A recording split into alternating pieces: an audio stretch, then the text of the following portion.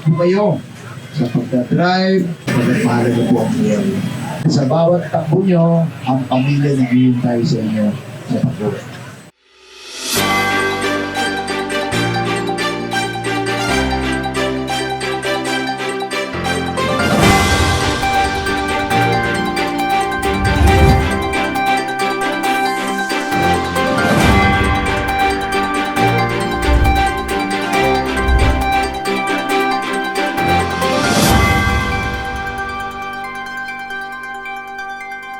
Pero naman po mga ginagawa natin ay, of course, para po makatawid tayo sa mga nangyayaring pagsubok dito. Tuloy-tuloy naman po ang pamahalaan ng panlalawigan at natin po kami nakatanaw sa lahat ng mga nangyayari. Let us continue praying na kailangan natin ngayon makikulahan pagkakaisa. Dumalaw lang po kami dito sa inyong terminal para po magdala lang ng konting biyaya.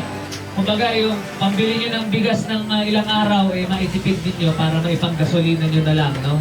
At ang dagdag sa kita ng mga driver natin. Sabi ko yung sweldo ng inyong lingkod para makatulong tayo, ito hindi ko nakukunin para maipamigay na lang dun sa mga transport group, sa mga nangangailangan na naapektuhan ng gas. Ganon din sa ating governor, ganon din ang ginawa. Kami nagpapasalamat sa ganitong sitwasyon, lalo na sa krisis ngayon. Talaga namang kailangan po natin, lalo na sa amin, sa laylayan, sa parte ng aming mga transportasyon. Alam po ng ating mahal na gobernador ay mahal niya ang mga transport group ng JODA ng buong Bulacan. Pinapapasalamat namin na ito ay kanyang ninais na bigyan ng pagpapahalaga ang mga tsuper na nasa sakupan.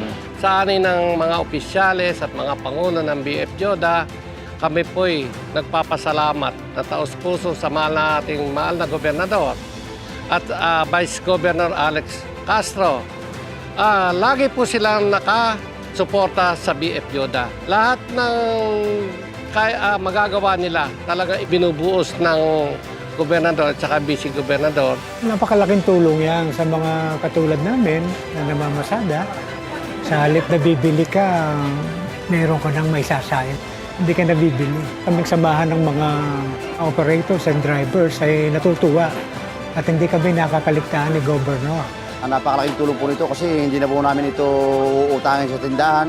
Sa ngayon po kasi sa hirap po ng biyahe, tsaka sa taas po ng diesel, medyo hirap po talaga kumita ng maayos.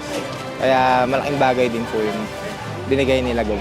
Maraming po salamat sa pagpili sa Isnoda para mapagkalooban po ng bigas.